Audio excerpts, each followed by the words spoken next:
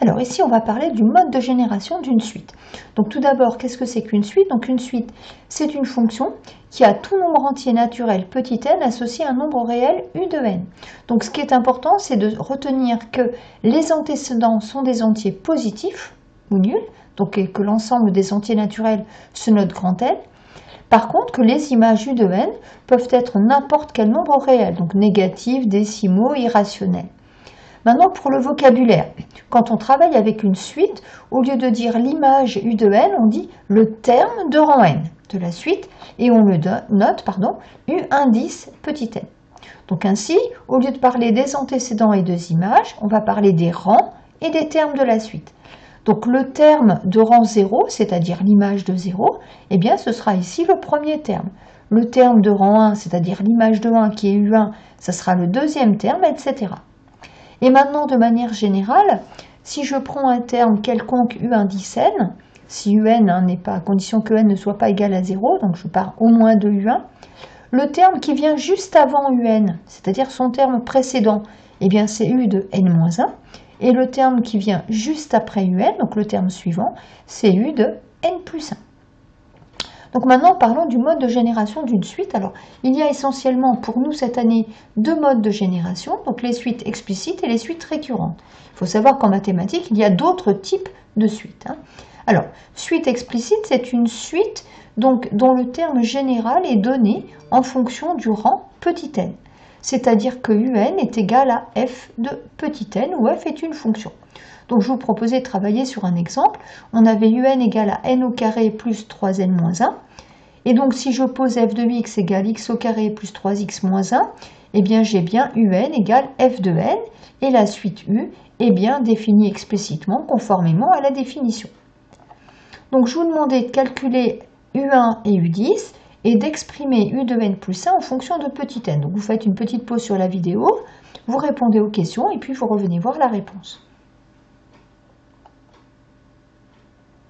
Voilà, donc pour calculer u1, eh bien, puisque un c'est f de n, u1 c'est f de 1, donc il suffit de prendre la formule d'f de x, de remplacer x par 1, 1 au carré plus 3 fois 1 moins 1, on trouve 3, u10 c'est f de 10, donc 10 au carré plus 3 fois 10 moins 1, et on va trouver 129. Maintenant, pour exprimer u de n plus 1 en fonction de petit n, même chose, u de n plus 1, on sait que c'est f de n plus 1, donc je prends l'expression de f de x et je remplace x par n plus 1 en prenant soin de bien mettre des parenthèses à n plus 1. Donc n plus 1 au carré plus 3 facteur d'n plus 1 moins 1, on développe sans oublier l'identité remarquable et on trouve n au carré plus 3n, plus 5n, pardon, plus 3. Alors, une suite peut aussi se définir, ou plutôt on peut calculer les termes d'une suite aussi en utilisant un tableur ou un script Python. Donc c'est ce qu'on va regarder ici. Donc avec le tableur, donc dans ma première colonne, j'ai rentré mes antécédents, c'est-à-dire mes valeurs de petit n ou quelques-unes. J'ai rentré 0, 1 et 2. Et maintenant ici, dans la cellule B2, j'écris la formule qui va me permettre de calculer tous mes termes par glissement. Et bien ici dans cette cellule, j'écris donc égal, puisque un est égal à n au carré et que les valeurs de n se trouvent dans la colonne A, pour avoir B2, je vais mettre égal A2 donc au carré, plus 3 fois A2 moins 1. Et en étirant cette formule vers le bas, j'obtiendrai comme ça tous les termes de ma suite, grâce au tableur. Avec Python maintenant, une fonction, comme une fonction ordinaire, donc def u de n de points, donc je garde les mêmes notations que dans mon cours, que dans mon exercice. Un terme se calcule u égale n au carré, n'oubliez pas le carré c'est étoile étoile, donc n au carré plus 3 étoiles n moins 1 et return u, donc rien de plus simple, rien de bien compliqué ici. J'ai testé ce script pour la valeur 0, donc quand j'appelle u de 0, je trouve moins 1. Alors, maintenant on va regarder les suites définies par récurrence. Alors, une suite définie par récurrence, c'est une suite dont la donnée consiste à la valeur de son premier terme et j'ai un processus de calcul qui permet de trouver un terme à partir du terme précédent. Autrement dit, une suite définie par récurrence, ça signifie que je connais son premier terme et que j'ai une relation de la forme u indice n plus 1 égale f de un. Donc là, il faut bien faire attention. Un terme un plus 1 est donné en fonction du terme précédent et non pas en fonction du rang, comme c'était le cas pour une suite explicite. Et cette relation qui va lier un terme et son suivant, donc qui lie un plus 1 et un, c'est ce que l'on appelle la relation de récurrence de ma suite. Alors, sur un exemple, donc, je vous disais, on considère la suite V définie par V0 égale à 1 et Vn plus 1 est égal à 2Vn moins 1,5. Donc, je vous demandais de compléter, hein, donc c'était assez simple. La fonction f de x égale 2x moins 1,5. Et bien, avec cette fonction, j'ai bien Vn plus 1 qui est égal à f de Vn. Donc, j'ai bien une suite définie par récurrence. L'inconvénient de ce type de suite, c'est que pour calculer un terme, je vais avoir besoin de tous les termes précédents. Donc, je vous demandais de faire quelques calculs de termes. Vous faites une petite pause sur la vidéo, vous calculez vos termes et vous revenez voir la réponse. Alors, donc, il s'agissait de calculer déjà V1, V2, V3, V4. Donc, V1, c'est f de V0 cette fois, hein, puisque ma suite est récurrente. Et je sais, on me disait dans l'énoncé que V0 c'était 1. Donc, finalement, V1, c'est f de 1. Donc, je prends ma formule d'f de x, je remplace x par 1. 2 fois 1 moins 1,5, ça fait 0,5. Donc, V1 est égal à 0,5. V2, c'est f de V1, donc c'est f de 0,5. Je reprends ma formule d'f de x, je remplace x par 0,5. 2 fois 0,5 moins 1,5 est égal à moins 0,5. Et de la même manière, donc je calcule V3 et V4.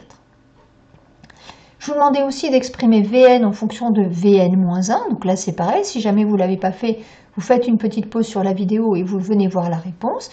La seule indication que je puisse vous donner, c'est qu'il faut utiliser la fonction f. Voilà. Donc, pour trouver Vn en fonction de Vn-1, on sait que Vn plus 1, c'est f de Vn, c'est-à-dire qu'un terme, c'est f du précédent. Donc, Vn, c'est f du précédent, et le précédent de Vn, on l'avait vu tout à l'heure, c'est Vn-1.